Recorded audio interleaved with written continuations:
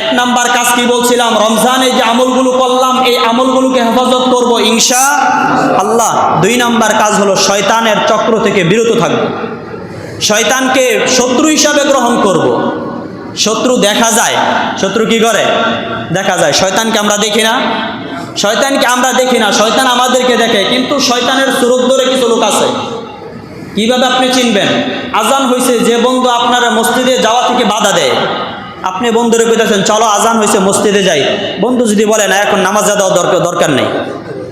এই যে আমাদের খেলা, পুরা বিশ্বব্যাপী যে খেলাগুলো হয় এর কাস্টমার কম না বেশি? কম না বেশি? আরেকটু কথা বলেন, খেলার কাস্টমার কম না বেশি? দোকানে চা খাওয়ার কাস্টমার যদি 5 জন হয় তাহলে খেলা দেখার কাস্টমার কয়জন? 50 জন। বোমবাদ সব কিছু বাদ, এশারে আজান হয়েছে, আপনি নিয়ত করতেছেন যে নামাজে যাইবেন। এই খেলার পুরা টিমটা হইল শয়তানের একটা বাহিনী। আপনি নামাজে যাবেন তখন শয়তানে আপনার একটা মাসালা বের করবে, আরে এশারে নামাজ তো আর পরও পড়া যায়, আর 1 ঘন্টা আছে, তুই এত মহব্বত করস, এই 90 মিনিট 1 ঘন্টাই তো খেলা, এশারে নামাজটা একদিন জামাত ছাড়লি কি হইল, 10টা শ্রমিকের নামাজটা একা একা পড়ে নিবি, কি হবে? এই যে শয়তান আপনাকে একটা মাসালা বের করে দিল, আপনি আস্তে করে চুপ করে বসে গেলেন, আরে খেলা তো প্রতিদিন হয় না, নামাজ তো প্রতিদিনই পড়া যাবে, আজকে না হয় জামাতে না পড়ে বাসায় পড়বো। এই যে শয়তান একটা মাসালা বলে দিল, আপনি চুপ করে বসে গেলেন, এটা কি আপনার শয়তান? এটা কি শয়তান? আপনার বন্ধুদের মধ্যে যদি কেউ এমন বলে তাহলে আপনি চিনবেন যে তুমি আমার বন্ধু না, তুমি শয়তান। তুমি কি শয়তান? তুমি কি শয়তান? তাহলে শয়তান থেকে আমরা দূরে থাকবো। কত দূর মদিনার পথ, ওহুদের মাঠার কত দূর, কত দূর মদিনার। রমজানুল মুবারক মাস অত্যন্ত বরকতময় মাস, অফারের মাস, আমাদের হায়াতি জীবন থেকে চলে গেছে। রমজানের পরবর্তী সময়গুলো বান্দা কি কি আমল করবে? রমজানের মাস তো অফারের মাস চলে গেছে, যেই মাসটা আল্লাহ রব্বুল আলামিনের নৈকট্য অর্জন করা বান্দার জন্য একেবারেই সহজ ছিল। জানি না কে কতটুকু আমল করে আল্লাহ তাআলার নৈকট্য অর্জন করতে পারলাম, একমাত্র মালিক ভালো জানেন। রমজানের অফারের মাস যেহেতু শেষ হয়ে গেছে, রমজানের পরে কোন কোন বিষয়ের উপর লক্ষ্য রাখলে একজন মানুষ সফল মানুষ হতে পারবে, রমজানের পরবর্তী সময়গুলো কি কি আমল করা দরকার, এই বিষয়গুলোকে সামনে নিয়ে কয়েকটা পয়েন্টে আলোচনা করব। আল্লাহ তাআলা আমাদের প্রত্যেককে এই আলোচনাগুলোর উপর আমল করার তৌফিক দান করুক, আমিন। আল্লাহ রব্বুল আলামিন পবিত্র কোরআনে হাকিমে, আমি আজকে সূরা হুদের একখানা আয়াত তেলাওয়াত করেছি। আল্লাহ তাআলা বলেন, ফাস্তাকিম কামা উমিরতা ওয়া মান তাবা মাআকা ওয়া লা তাতাগাউ ইন্নাহু বিমা তা'মালুনা বাসীর। নবী আপনি অটল থাকেন, আপনি অটল থাকেন। কিভাবে অটল থাকবেন? কামা উমিরতা, আপনার ইচ্ছা মোতাবেক, আপনার পরিবার যেভাবে বলে সেভাবে, সামাজিক রীতিনীতি অনুযায়ী এভাবে, রাষ্ট্রীয় রীতিনীতি এভাবে। আল্লাহ বলেন না, কামা উমিরতা, আমি আল্লাহ আপনাকে যেভাবে আদেশ করেছি ওইভাবে আপনি প্রাচীরের মতো অটল থাকেন। আর কারা? ওমান তাবা মাআকা, আপনার সাথী যারা আছে, আপনার উপর যারা সাথী হয়েছে, ঈমানের উপর বিশ্বাস স্থাপন করে আপনাকে বন্ধু হিসেবে যারা গ্রহণ করেছে, তারাও একেবারেই সম্পূর্ণ ইস্তেকামাতের উপর অটল থাকবে। কিভাবে? আল্লাহ আমি যেভাবে আদেশ করেছি সেভাবে। এ হলো আয়াতের অর্থ। সূরা হুদের আয়াত। নবীজি সাল্লাল্লাহু আলাইহি ওয়াসাল্লাম হাদিসে বলেন, কুল আমানতু বিল্লাহ সুম্মা ইসতাকিম, তুমি বলো যে আমি আল্লাহর উপর ঈমান এনেছি, আল্লাহ ছাড়া আর কোনো মাবুদ নাই, তারপরে ইস্তেকামাতের উপর অটল থাকো। এই আয়াত ও হাদিসের উপর যদি গবেষণা করা হয়, চিন্তা করা হয়, আল্লাহ নবী সাল্লাল্লাহু আলাইহি ওয়াসাল্লামের দাড়ি মুবারক সাদা হয়ে গেছিল, পেকে গেছিল। সাহাবায়ে কেরাম রাদিয়াল্লাহু তাআলা আনহুম আজমাইন নবীজির যখন দেখলেন দাড়ি সাদা হয়ে গেছে, সাহাবে কেরাম বলতেছে রসুলের দিকে বার্ধক্য আগে আসছে, নবীজি বুড়া হয়ে যাচ্ছেন। নবীজি সাল্লাল্লাহু আলাইহি ওয়াসাল্লামের সাহাবীদের প্রতি উত্তরে বললেন, শাইয়াবানি সূরাতু হুদ ফাস্তাকিম কামা উমিরতা ওয়া মান তাবা মাআকা ওয়ালা তাতগাও। আমাকে বার্ধক্যে পৌঁছে দিয়েছে, আমি বুড়া বয়সে উপনীত হয়েছি। তার কারণ হলো সূরা হুদের ওই আয়াত ফাস্তাকিম কামা উমিরতা। আল্লাহ আমাকে আদেশ করছে, হাবিব আপনি অটল থাকেন, যেভাবে আমাকে আদেশ করা হয়েছে এভাবে অটল থাকার কথা। আল্লাহ যখন আমার উপর এই আয়াত নাজিল হয় সূরা হুদের, তখন আমার দিকে বার্ধক্য অর্থাৎ আমার দাড়ি সাদা হয়ে গেছে। সুবহানাল্লাহ। পবিত্র কোরআনের আয়াতের ওজন এবং এক একটা সূরার মহত্ব, পবিত্র কোরআনের ভার ওজন অনেক বেশি। আল্লাহ নিজেও পবিত্র কোরআনে হাকিমে বর্ণনা করছেন, লাউ আনজালনা হাদাল কোরআন আলা জাবালিল লারাআইতাহু খাশিআম মুতাসাদ্দিআম মিন খাশিয়াতিল্লাহ। আর আয়াত পবিত্র কোরআনে হাকিমে আল্লাহ রাব্বুল আলামিন বর্ণনা করেছেন, প্রাচীরের মতো দাঁড়িয়ে থাকা এটা একজন মানুষ জাবিল ওকল, যার প্রাণ আছে, যে নড়াচড়া করতে পারে, তার পক্ষে সম্ভব না। ইস্তেকামাতের উপর দাঁড়ায় থাকতে পারে যার প্রাণ নাই, একটা পাহাড়, একটা দেয়াল। এই দেয়ালটা আপনি যখন যেভাবে স্থাপন করবেন, সে যতদিন এভাবে দাঁড়ায় থাকতে পারবে, নড়াচড়া করবে না। এই ক্ষেত্রে ইস্তেকামাত শব্দ ব্যবহার করা হয়। একটা পাহাড় যে জায়গায় আছে, স্থাপন করা হয়েছে, এই জায়গায় সে থাকে, নড়াচড়া করে না, এই ক্ষেত্রে ইস্তেকামাত শব্দ ব্যবহার করা হয়। কিন্তু আল্লাহ রাব্বুল আলামিন পয়গম্বর সাল্লাল্লাহু আলাইহি ওয়াসাল্লাম এবং তার উম্মতদেরকে এমন এক শব্দ দিয়া কঠিনভাবে ইস্তেকামাতের উপর থাকার জন্য আল্লাহ তাআলা আদেশ দান করছেন, যেটা জাবিল ওকলের পক্ষে সম্ভব না। নবীজি বলেন, এই আয়াতের ভার এবং ওজন আর মহত্বের কারণে আমার দাড়ি সাদা হয়ে গেছে।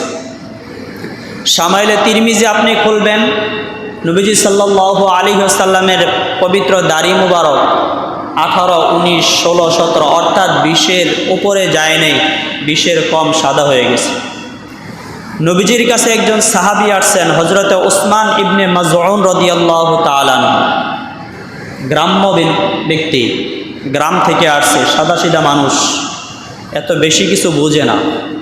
গ্রামের মানুষ নবীজির কাছে এসে বলতেছে, ইয়া রাসূলুল্লাহ, ইয়া হাবিব আল্লাহ, আপনি আমাকে একটু নসিহত করেন, আপনি আমাকে একটু উপদেশ দেন, এবং এই উপদেশটা আমাকে দিবেন অনেক লম্বা হওয়া যাবে না, একেবারে ছোট্ট করে মুখতাসার আকারে ছোট্ট একটু উপদেশ দান করেন, এবং আমি যেন এই উপদেশের উপর আমল করে জান্নাতে যাওয়ার জন্য আপনি দুনিয়া থেকে বিদায় হওয়ার পর জান্নাতের বিষয়ে কোনো বিষয়ে আর কাউকে যেন জিজ্ঞাসা করতে না হয়। সাহাবীর নাম কি? হযরত উসমান ইবনে মাজউন রাদিয়াল্লাহু তাআলা আনহু। নবীজিকে বললেন, আপনি আমাকে নসিহত করবেন ছোট করে, বড় করা যাবে না, এবং আমি যেন এই নসিহতের উপর আমল করেই জান্নাতে যাইতে পারি। নবীজি ছোট্ট নসিহত করলেন। নবীজি বললেন, قال النبي صلى الله عليه وسلم قال النبي صلى الله عليه وسلم قل آمنت بالله ثم استقم। আল্লাহ নবী উসমান ইবনে মাজউনকে বললেন, তুমি বলো আমানতু বিল্লাহ, আমি আল্লাহর উপর ঈমান আনেছি। কার উপর? আল্লাহ তাআলার উপর ঈমান আনেছি। লা ইলাহা ইল্লাল্লাহ পড়ো, আল্লাহ ছাড়া আর কোনো মাবুদ নেই, তিনি আমার মালিক, তিনি আমাকে খাওয়ান, তিনি আমাকে লালন পালন করেন। আকাশ এবং জমিনে যা কিছু আছে সব কিছুর স্রষ্টা কে? আল্লাহ তাআলা। নবীজি বললেন, তুমি বলো লা ইলাহা ইল্লাল্লাহ, আল্লাহ ছাড়া আর কেউ নাই, আর এই কালিমার উপর তুমি ইস্তেকামাত থাকো, অটল থাকো, এতটুকুই তোমাকে আল্লাহর জান্নাতে পৌঁছাই দিবে। সুবহানাল্লাহ। রমজানুল মুবারক মাস অত্যন্ত আমলের সাথে আলহামদুলিল্লাহ আমরা কাটানোর চেষ্টা করেছি। রমজানে গুনার পরিবেশ হয় নাই, গানবাদ্য বাজে নাই, প্রকাশ্যে রমজানের বাহিরে যে গুনাহগুলো হয়েছিল রমজানে এই গুনাহগুলো হয় নাই।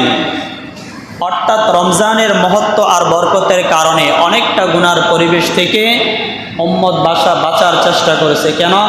রমজানে শয়তান উন্মুক্ত ছিল না, বাধা ছিল। শয়তানকে রমজানে শৃঙ্খলে আবদ্ধ করে বেঁধে রেখেছেন আল্লাহ তাআলা। এজন্য মানুষ অনেক গুনাহ থেকে ইচ্ছা থাকা সত্ত্বেও অনেক গুনাহ থেকে এমনিতেই তবিয়তগতভাবে মানুষ বিরত ছিল। এখন শয়তান বাধা আছে না সারা?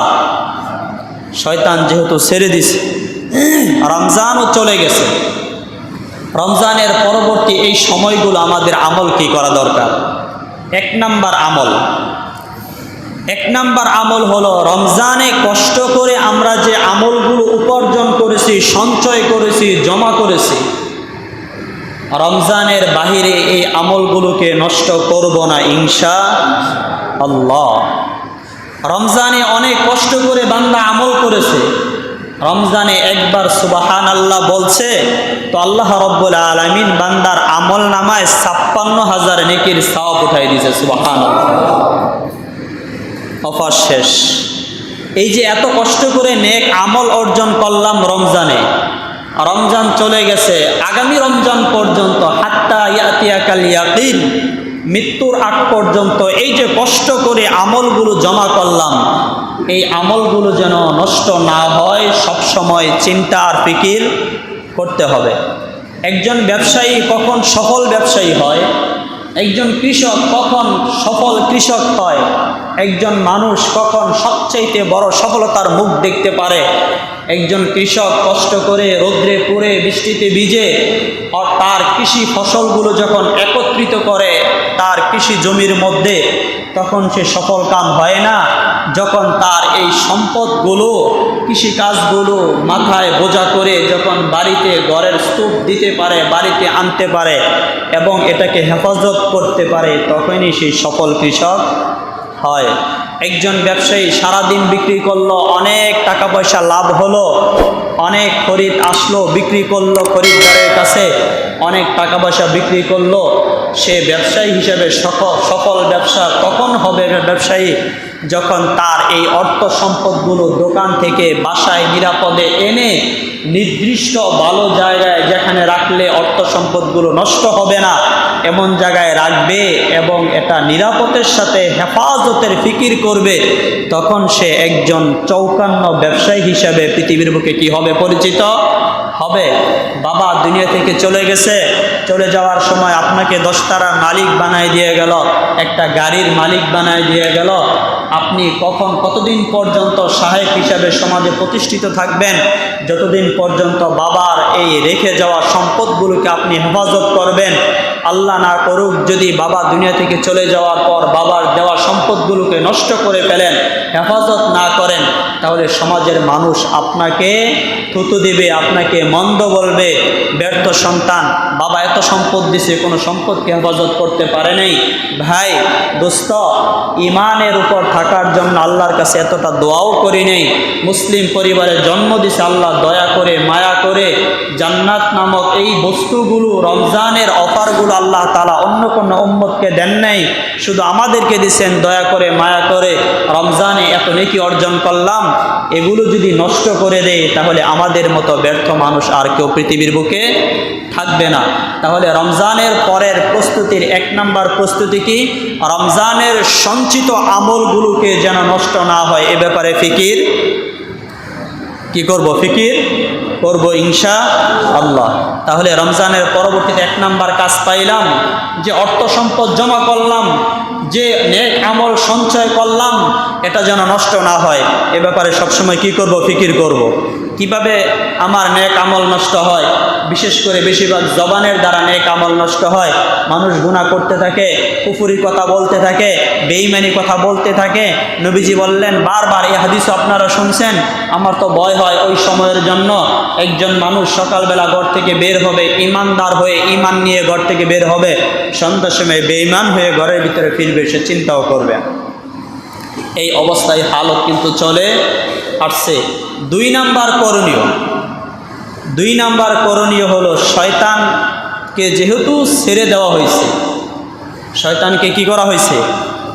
ঈদের চাঁদ, শাওয়ালের চাঁদ উঠছে, শয়তান উন্মুক্ত, শয়তানকে ছেড়ে দিছে। শয়তানকে আমরা কি হিসাবে গ্রহণ করব? বন্ধু হিসাবে না শত্রু হিসাবে?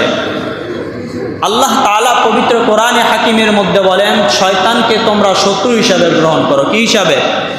শত্রু হিসাবে গ্রহণ করো। শয়তানকে বন্ধু হিসাবে গ্রহণ করা যাবে না। শয়তানকে যেহেতু রমজানে শয়তান বাধা ছিল, এতটা টেনশন প্যারাশানি ছিল না, যেহেতু শয়তান ছেড়ে দিছে, উন্মুক্ত।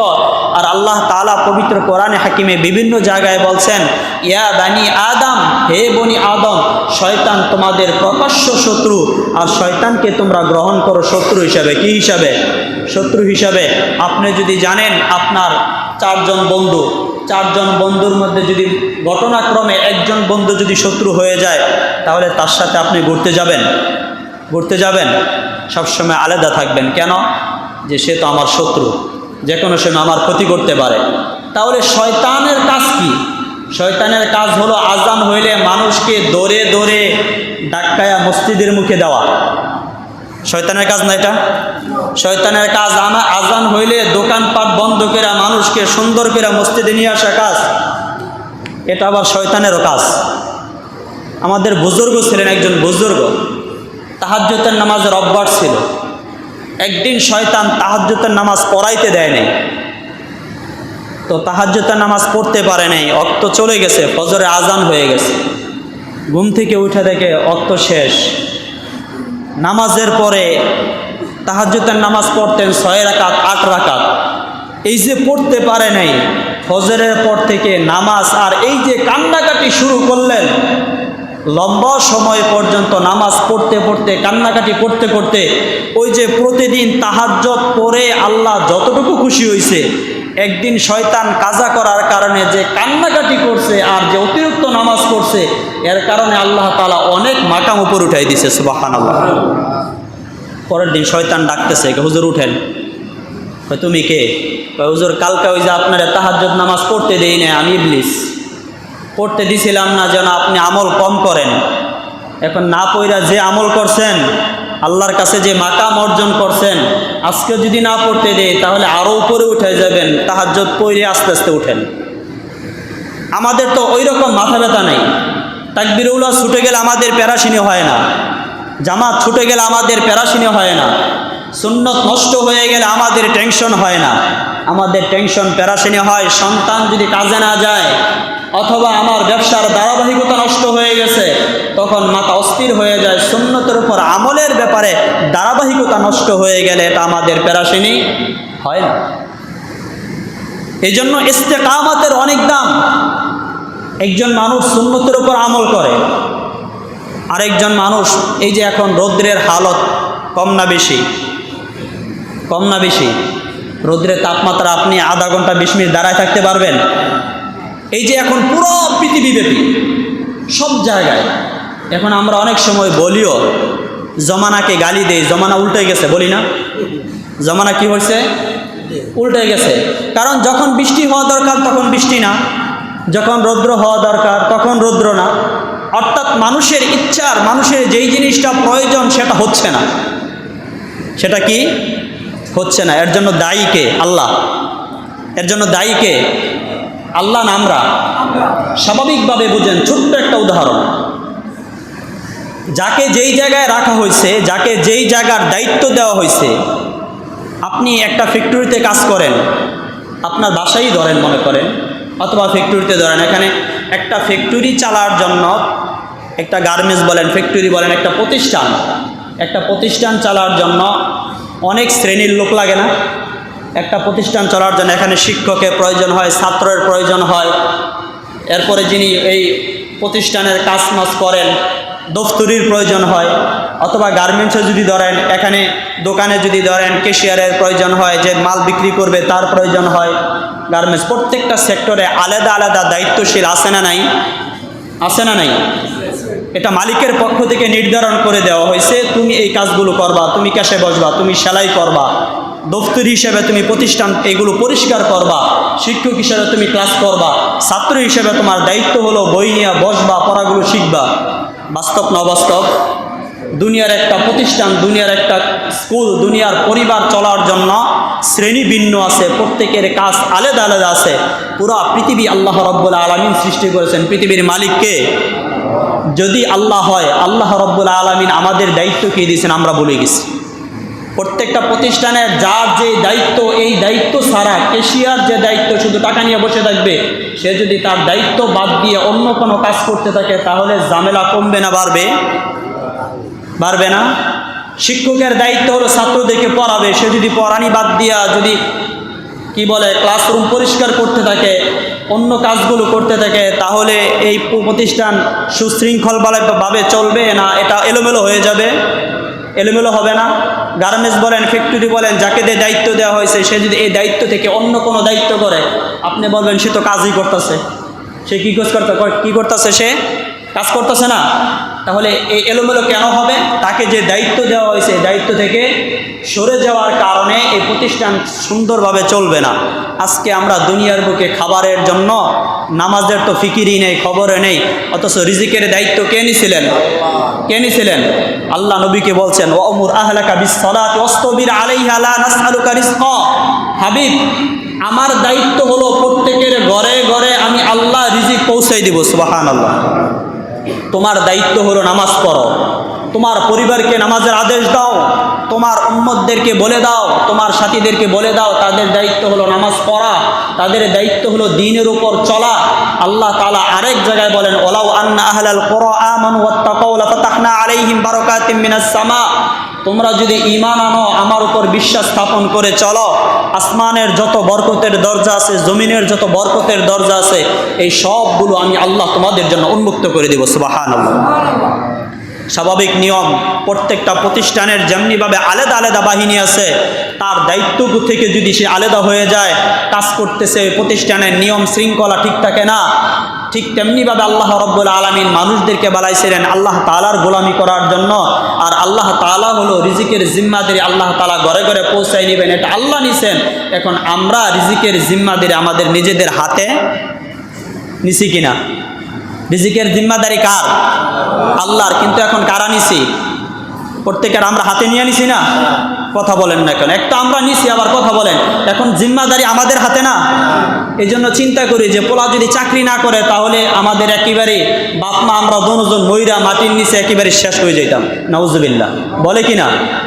এই বেকার যদি আমার ছেলেটা যদি চাকরি না করতো তাহলে উপায় আছেন না, কি ছেলেটা তাকে খাওয়াবে? আরে পৃথিবীর বুকে তো অনেক এমন মানুষ আছে, আপনি ধনীদের দিকে যদি ফিকির করেন, বড় লোকরা বেশি খায় না গরিব মানুষে বেশি খায়? আরে মানুষও তো এমনিই খাবার খায় না, তুলনামূলক ধনীদের চাইতে গরিবরা কি করে? বেশি খায়। বেশি খায় না কম খায়? বেশি খায় না? আপনি শহরমুখী একটা অনুষ্ঠান করবেন, বাবুর্চিকে লিস্টি দিবেন 500 লোকের, দেখবেন গোস্তের মানও কমাই দিব, চাউলের মানও কি করবে? কমাই দিবে, তারা কম খাবে। যত গ্রাম অঞ্চলে যাবেন গোস্তের কেজিও বাড়াইব, চাউলের কেজিও কি করবো? বাড়াইব, ওরা বেশি খায়। এই যে গুনাহ করতে করতে আল্লাহ তাআলার হুকুমগুলো না মানতে মানতে খাবার খাইতে পারতেছে না, তাহলে খাবারের মালিক জিম্মাদারি এটা তো আল্লাহ নিছেন। আজকে আমরা এই জিম্মাদারি নেওয়ার কারণে জমিনের বরকত নষ্ট হয়ে গেছে, সমুদ্রের বরকত নষ্ট হয়ে গেছে, পৃথিবীর বুকে এলোমেলো সব আরও সামনে কমবে না বাড়বে? আরও বাড়বে। যদি আবার এই মানুষগুলো যদি আবার রিজিকের জিম্মাদারি না, এটা ভুল করছি, আমার দায়িত্ব হলো নামাজ পড়া, আমার দায়িত্ব হলো দ্বীনের উপর চলা, রিজিকের মালিক তো আল্লাহ তাআলা। বনি ইসরাইলদের কওমদেরকে আল্লাহ তাআলা কাজ ছাড়া খাওয়ান নাই? খাওয়াইছে কিনা? এমনি দীর্ঘদিন পর্যন্ত আল্লাহ তাআলা জান্নাত থেকে খাবার খাওয়াইছেন, সে আল্লাহ তাআলা মনে ঘুমায় গেছে। নাউজুবিল্লাহ। না আছে? আল্লাহ তো আগে ছিলেন, এখনো আছে। অনেক এমন অকেয়াত মানুষের কাছে চাই নাই, সরাসরি হাত তুলে আল্লাহর কাছে চাইছেন, আল্লাহ তাআলা খাবার তাদের পিছনে পৌঁছাই দিয়েছেন। সুবহানাল্লাহ। আজকে পৃথিবীর এই অবস্থা, এই হালত পরিবর্তন হওয়ার পিছনে একমাত্র অবদান মানুষের। আমাদের গুনার কারণে যেই দায়িত্ব আমাদের ছিল না, এই দায়িত্ব আমরা নেওয়ার কারণে পৃথিবীর ভারসাম্য, পৃথিবীর অবস্থা পরিবর্তন হয়ে গেছে। উম্মত যতদিন পর্যন্ত তার নিজ দায়িত্বে ফিরে না যাবে, ততদিন পর্যন্ত মুসলিম উম্মার এই অবস্থা আর পরিবর্তন হবে না। এই জন্য 1 নাম্বার কাজ কি বলছিলাম, রমজানে যে আমলগুলো করলাম এই আমলগুলোকে হেফাজত করব ইনশাআল্লাহ। 2 নাম্বার কাজ হলো শয়তানের চক্র থেকে বিরত থাকব, শয়তানকে শত্রু হিসাবে গ্রহণ করব। শত্রু দেখা যায়, শত্রু কি করে? দেখা যায়। শয়তানকে আমরা দেখি না, শয়তানকে আমরা দেখি না, শয়তান আমাদেরকে দেখে। কিন্তু শয়তানের সুরত ধরে কিছু লোক আছে। কিভাবে আপনি চিনবেন? আজান হয়েছে, যে বন্ধু আপনার মসজিদে যাওয়া থেকে বাধা দেয়, আপনি বন্ধুরে কইতেছেন চলো আজান হয়েছে মসজিদে যাই, বন্ধু যদি বলে না এখন নামাজে দেওয়া দরকার নেই। এই যে আমাদের খেলা, পুরা বিশ্বব্যাপী যে খেলাগুলো হয়, এর কাস্টমার কম না বেশি? কম না বেশি? আরেকটু কথা বলেন, খেলার কাস্টমার কম না বেশি? দোকানে চা খাওয়ার কাস্টমার যদি 5 জন হয়, তাহলে খেলা দেখার কাস্টমার কয়জন? 50 জন। গম বাদ, সব কিছু বাদ, এশারে আজান হয়েছে, আপনি নিয়ত করতেছেন যে নামাজে যাইবেন। এই খেলার পুরা টিমটা হইল শয়তানের একটা বাহিনী।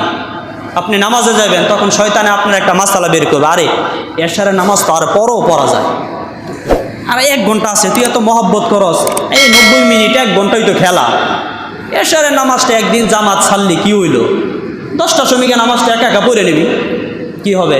এই যে শয়তান আপনাকে একটা মাসালা বের করে দিল, আপনি আস্তে করে চুপ করে বসে গেলেন, আরে খেলা তো প্রতিদিন হয় না, নামাজ তো প্রতিদিনই পড়া যাবে, আজকে না হয় জামাতে না পড়ে বাসায় পড়বো। এই যে শয়তান একটা মাসালা বলে দিল, আপনি চুপ করে বসে গেলেন, এটা কি আপনার শয়তান? এটা কি শয়তান? আপনার বন্ধুদের মধ্যে যদি কেউ এমন বলে, তাহলে আপনি চিনবেন যে তুমি আমার বন্ধু না, তুমি শয়তান। তুমি কি শয়তান? তুমি কি শয়তান? তাহলে শয়তান থেকে আমরা দূরে থাকবো।